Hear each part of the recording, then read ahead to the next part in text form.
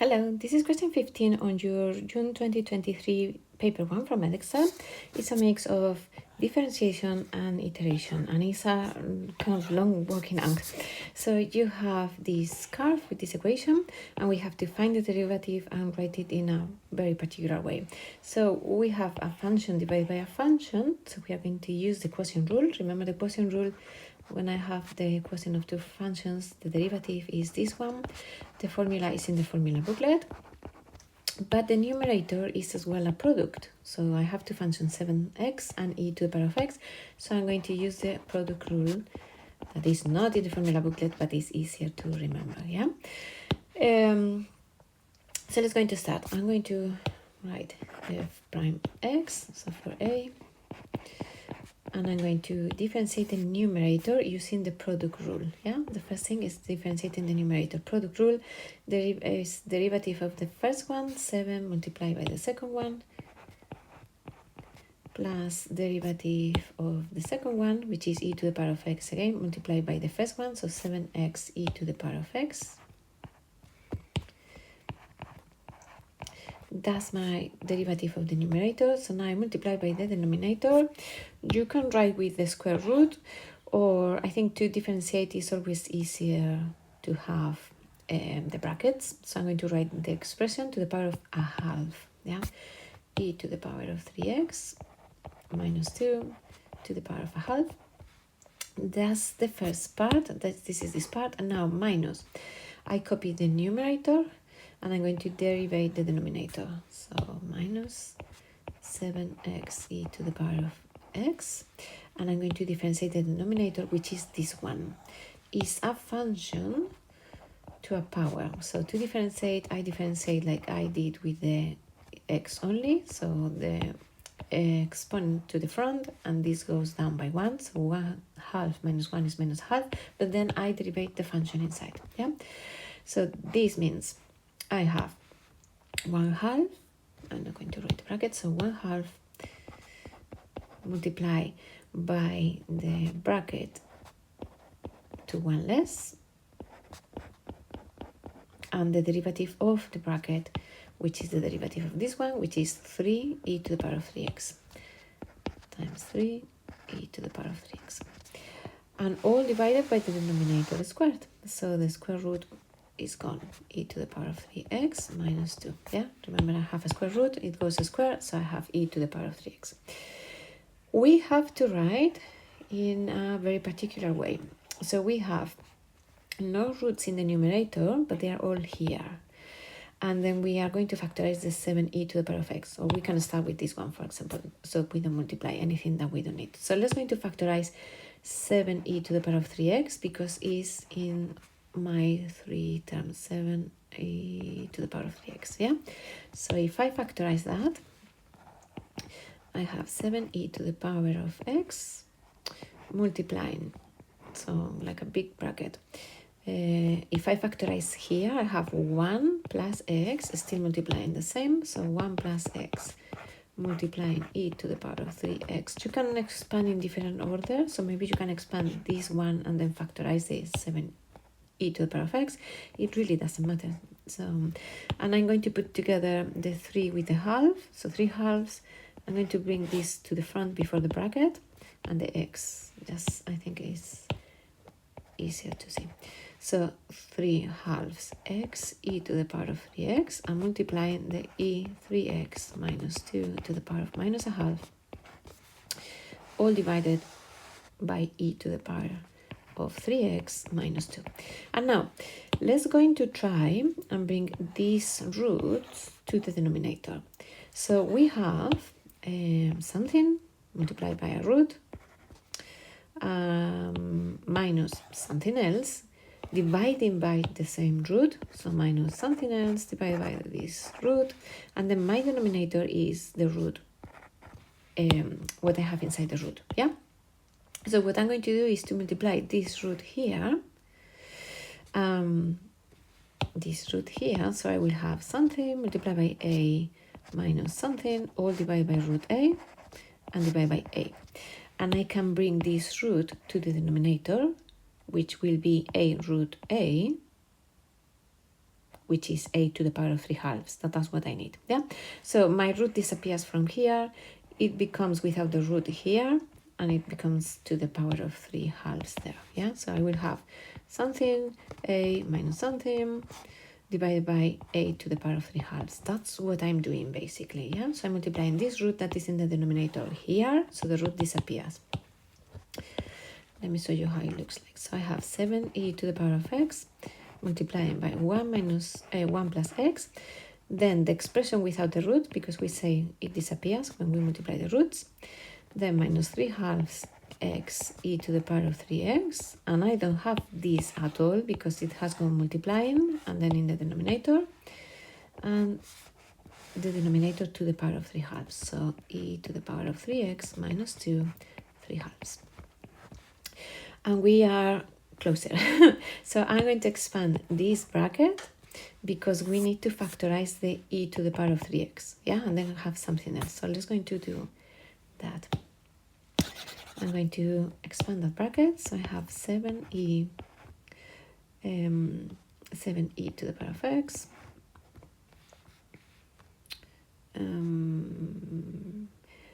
Or actually, I can add these two fractions. So I have something divided by 2 because these 2, look, is going to go in the denominator. Yeah, I don't have any fraction here. So I'm going to multiply these 2 to all of that. And all goes divided by 2. So again, I have something minus 3 halves divided by something else. So what I'm doing is 2 the something minus 3. And then the 2 goes to the denominator. Yeah, these 2 goes multiplying here. And when I have a fraction, the 2 can go to the denominator. Yeah, so I'm going to multiply this by 2, and the 2 goes to the denominator. So 2 plus 2x, I'm expanding the bracket, I'm multiplying that one by 2x, minus 3x e to the power of 3x, and the 2 goes to the denominator. I hope I'm not confusing you for doing it this way. Yeah, just think that when we have a fraction divided by another fraction, so we have, let's say, a minus 3 halves divided by b, we have 2a minus 3 divided by 2 divided by b, and when we divide a fraction by a number, the numerator divided by this denominator goes up, so 2a minus 3, and the product of this denominator with this numerator goes there. Yeah, I just divide in fractions, nothing else, don't get confused. And now we are going to expand this other bracket. 7, I told you that was long working out, and it's, I think, easy to make mistakes. I expand in that bracket, so 2e to the power of 3x minus 4, multiplying by the 2, and then 2x e to the power of 3x minus 4x minus 3x e to the power of 3x. And now we have to factorize the e to the power of 3x. So we are almost there. 3x minus 2, 3 halves. E to the power of 3x is here, here, and here. So when we factorize it,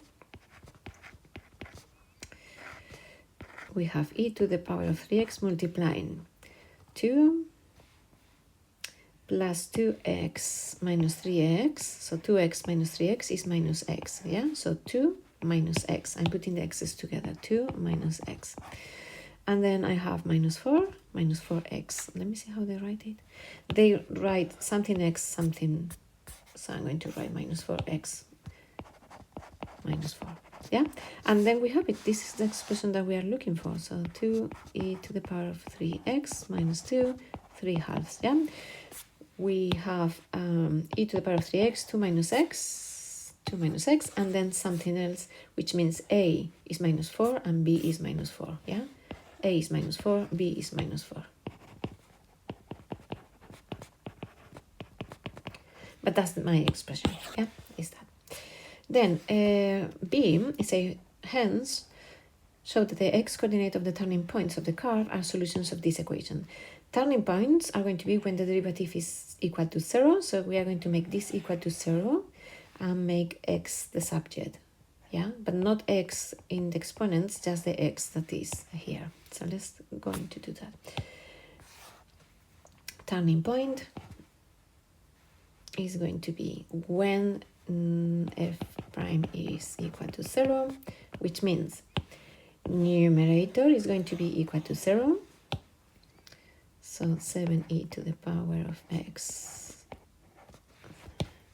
e to the power of 3x, 2 minus x, minus 4x, minus 4, equal to 0. This factor can never be 0. So this one is the one that is going to be 0. This means e to the power of 3x, 2 minus x, minus 4x, minus 4 equal to 0. And then we are going to expand this bracket and factorize again the x to make the subject. Yeah, so we are going to make x the subject. So I have 2 e to the power of 3x, just expanding the brackets, x e to the power of 3x, minus 4x minus 4 equal to 0. I'm going to put both x in one side and leave everything else in the other side. So I have x e to the power of 3x plus 4x in one side, and 2e to the power of 3x minus 4. I'm going to factorize the x on the left, so I can make it the subject. Yeah? Plus 4, 2e to the power of 3x minus 4. And then the expression that we are looking for is x 2e to the power of 3x minus 4 divided by e to the power of 3x plus 4. Let me check the signs and all. Yeah, plus 4 minus 4 and 2e to the power of 3x. Yeah, so this is the expression that we were looking for. Then the equation has two positive roots, alpha and beta. Beta is greater than alpha. Students use the iteration formula that comes from here to find an approximation for alpha and beta. Diagram 1 shows a plot of part of the curve with this equation and line y equals x, and we have to use it to draw a staircase diagram to show that the iteration formula starting with 1 can be used to find our approximation for beta. So remember, in these diagrams, we are going to start with a value of x. We are going to go to the curve. Then we are going to go to the y equals x, and that will be our new x. Yeah. So when we do this, we find y. Then if y is equal to x, that's going to be our new x. And then we go to the curve, and then to the line, to the curve, to the line, and so on. And in this case, it's very clear that it goes towards the root, yeah, because it's making a staircase becoming closer and closer to the root. So that's the only thing you have to do, really. It's just you are doing these stairs. And remember, always first, so vertical to the curve, horizontal to the y equal x. Vertical to the curve, horizontal to the y equal x, and so on, yeah? That's the only thing you have to do for this part. Then use the iteration formula with x1 equals 1 to find x2 and beta to 3 decimal places. So what we are going to do is to substitute the 1 here, get x2 to 3 decimal places. And then to find beta, we are going to do that a few times. So we substitute x2 to find x3, then x3 to find x4, and so on, until the first 3 decimal places don't change. So for the first part, when x1 is 1, x2 is going to be 2. I have the formula here. That's the one I'm using, yeah? So 3 times 1 minus 4 divided by e to the power of 3 times 1 plus 4. I would just write what you are using, but not every time, just the first time, for example. And this value is 1.50177.5. So to 3 decimal places is 1.0502. Yeah, that's x2. The second part, they ask us beta. So the root, what we are going to do is iterate a few times until we don't have a change in the first 3 decimals. I'm going to write the values that you get. So you keep this value in the memory of the calculator, or you use ands to write the formula, and then you sub in, and you sub in, and you sub in. You don't want to lose decimals, so please be careful. I'm going to write a few values so you see what happens.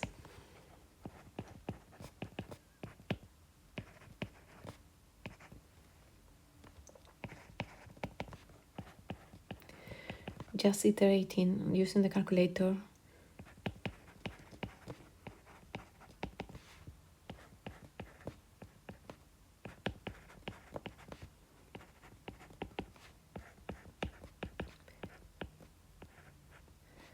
Uh, 675, and from here, if you keep using the calculator, you'll see that these decimals don't change. Yeah, so up to here. So if we round to 3 decimal places, beta would be 1.968 to 3 decimal places. The same than here, 3 decimal places.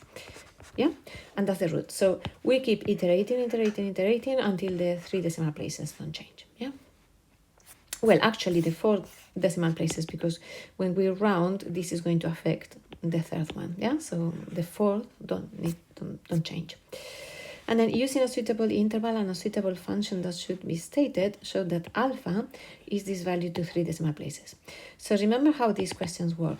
The interval is going to be an interval that rounds to this value to 3 decimal places. So that interval is going to be a bit before, so it will be 0.4315 and 0.4325, because any value in this interval, when we round to 3 decimal places, is going to be this value.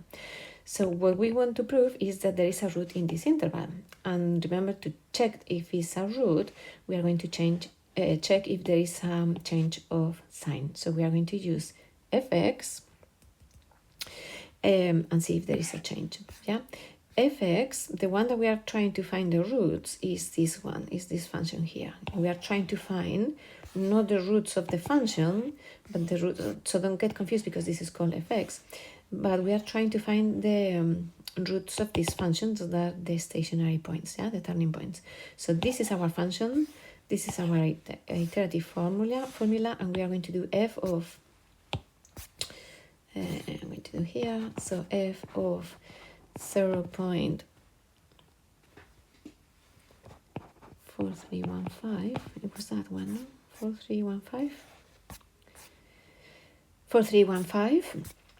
This value is minus 0.000297, and we check f of 0.4325, and this is positive. So this is smaller than 0.000947 is greater than 0.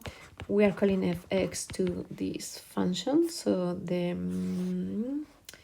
this one, yeah, this is our function, that's the one that we are trying to find the roots. And your conclusion should be there is a change of sign and it's continuous, because if there is an asymptote in the middle, you will be in trouble, and it's continuous, but it's not the case, it's continuous there. Therefore, we have a root in the interval, yeah? Oh, too many U's. Root in the interval.